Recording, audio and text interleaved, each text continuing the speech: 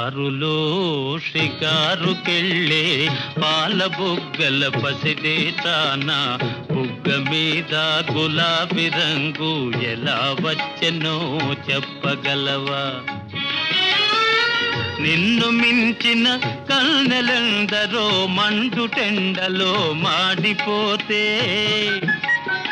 నిన్ను మిల్చిన కన్నెలందరో మండుటెండలో మాడిపోతే, వారి బుగ్గల నెగ్గు నీకు వచ్చి చేరెను తెలుసుకో.